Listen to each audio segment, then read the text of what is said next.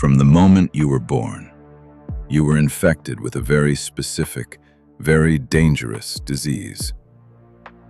Society painted it as a virtue. They told you to hold on to it when things get dark, to nurture it when life becomes unbearable.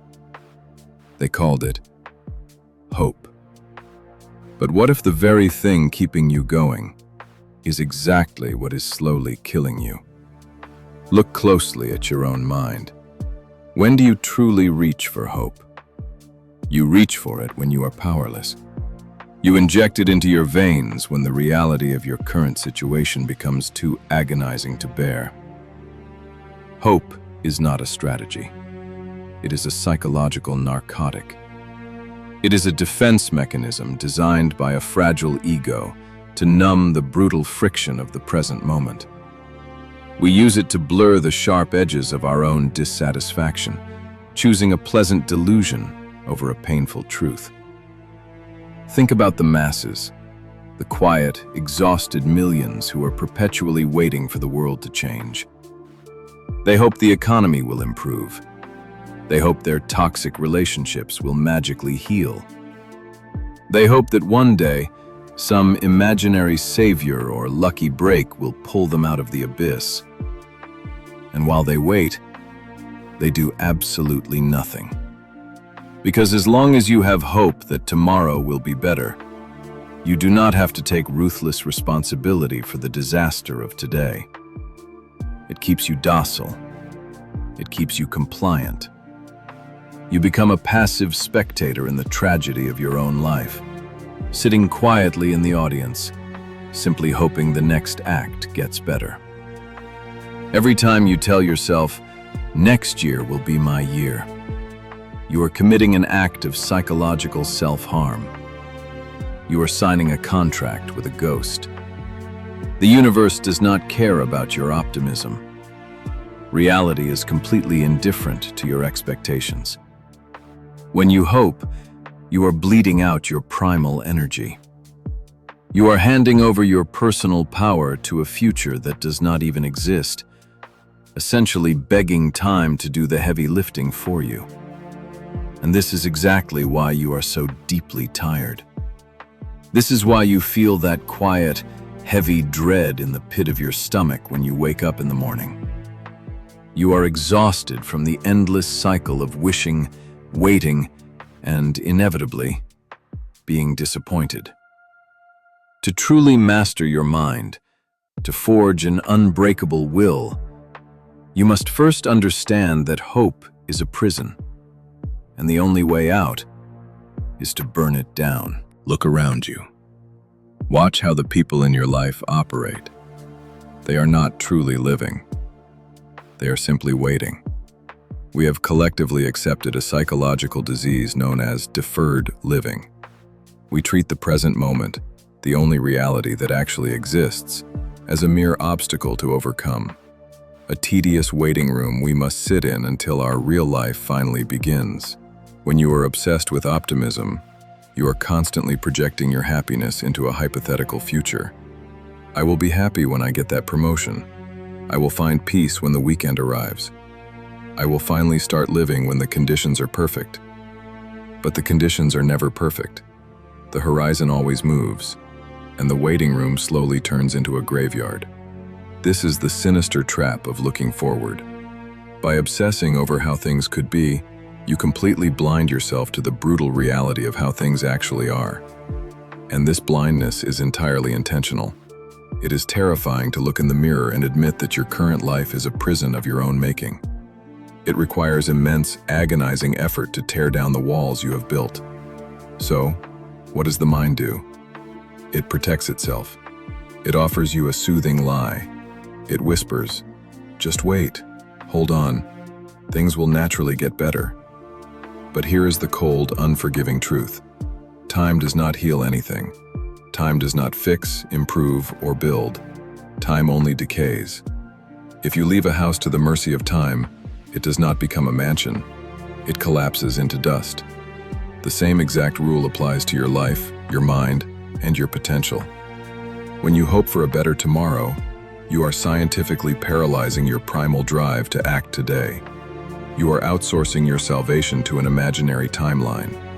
You strip away the urgency, the desperation, the absolute necessity for immediate violence against your current flaws. To live in the future is to be a ghost in the present. You become a phantom, floating through your own existence, always one step removed from reality. If you want to truly awaken, you must accept a terrifying realization. No one is coming to save you. Tomorrow holds absolutely no promises.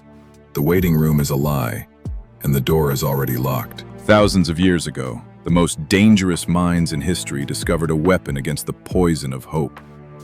They were the Stoics, men who ruled empires, commanded armies, and faced constant betrayal, plague, and death. They did not survive the chaos of the ancient world by wishing for peace. They survived it by mastering the darkness. They practiced a psychological discipline known as Premeditatio Malorum, the premeditation of evils. While the masses were busy praying to the gods for wealth, health, and favorable winds, the Stoics were doing the exact opposite. They deliberately forced their minds to visualize the absolute worst-case scenarios. Close your eyes and imagine everything you hold dear being violently ripped away. Imagine the sudden collapse of your career. Imagine the bitter betrayal of those you trust most. Imagine waking up tomorrow with nothing but the clothes on your back, completely abandoned to the cold, unforgiving indifference of the world. To the modern, fragile mind, this sounds like absolute torture. Society tells you to quickly look away. They tell you to focus on the positive, to block out negative energy, to manifest a brighter future. But the ancients understood a terrifying truth about human psychology. When you hide from the worst, it silently controls you. It becomes a shadow that haunts your every decision, filling your blood with a quiet, chronic anxiety. But when you drag your deepest fears out of the dark and stare them directly in the eyes, they lose their teeth. By actively imagining your own total ruin, you experience the pain in advance. You map out the exact territory of the abyss, and once you look down into the very bottom of that pit, you realize something profoundly liberating. You realize that even if everything falls apart, even if the absolute worst comes to pass, you will still be breathing. You will still have your mind. You will survive it. This is the exact moment fear dies. You no longer need to hope that the storm will bypass your house, because you have already prepared your soul for the shipwreck. Premeditatio Malorum strips away the desperate, begging nature of optimism. It replaces the anxiety of the unknown with the cold, hard steel of absolute readiness. It transforms you from a fragile victim hoping for mercy into an impenetrable fortress. We have been conditioned to view the pessimist with pity. Society tells us that a pessimist is broken, bitter, and defeated by life. They are treated as outcasts in a world that aggressively worships toxic positivity. But let us look closer. Let us strip away the moral judgments and look at the pure, ruthless mechanics of the mind. If a man expects absolutely nothing from the world, how can the world possibly break him? If you accept that every alliance can end in betrayal, and every victory will eventually turn to ash, how can you ever be destroyed by a loss? The truth they do not want you to realize is this: the absolute pessimist is untouchable. When you kill the desperate need for a happy ending, you forge an impenetrable psychological armor.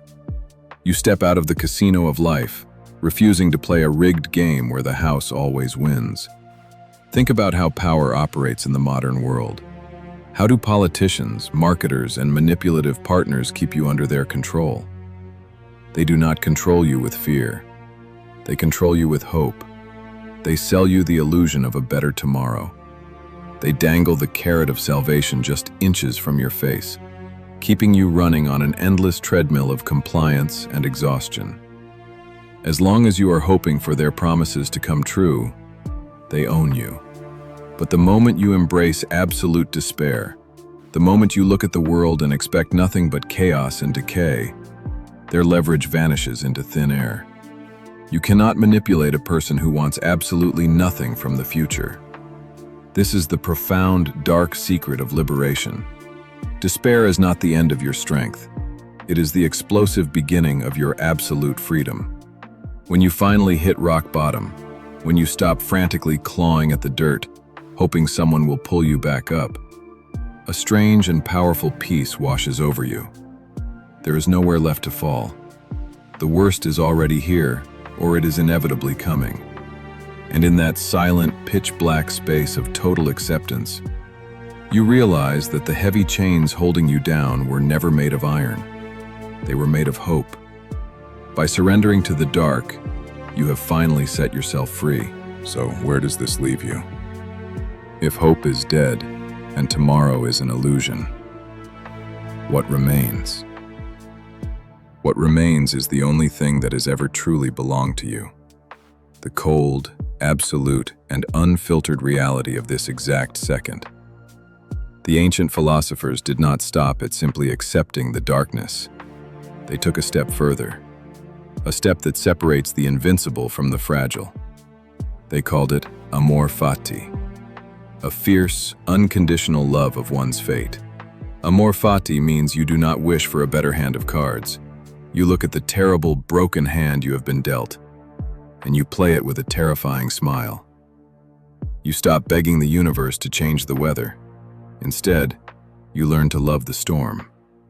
If it brings pain, let it be pain. If it brings tragedy, let it be tragedy. Because every obstacle, every betrayal, and every ounce of suffering is the exact raw material you need to build your empire. What does it mean to truly love a disaster? It means recognizing that the obstacle is not blocking your path. The obstacle is the path. Every single time you catch yourself hoping for an easier life, you are secretly rejecting the life you actually have. You are disrespecting your own existence. When you murder the concept of tomorrow, you take all of that scattered, desperate energy and pull it violently into the present moment. You stop asking, "When will things get better?" And you start demanding, "How can I conquer this exact second?" This is the ultimate evolution of the human mind. To stand in the ashes of your own shattered expectations and realize that the fire keeping you warm is the very fire that burned down your illusions. Hope is the narcotic of the weak. Action in the face of absolute despair is the weapon of the master. So let the masses keep waiting in the lobby of life. Let them keep dreaming of a salvation that will never arrive. You have real work to do today. If you are completely exhausted by the noise of modern life, if you are ready to step off the treadmill of toxic optimism and start mastering the mind from within, you have finally found your sanctuary. Do not just walk away from this truth. Subscribe to Mind and Mythos. Join us in the dark and begin the true work of mastering your existence.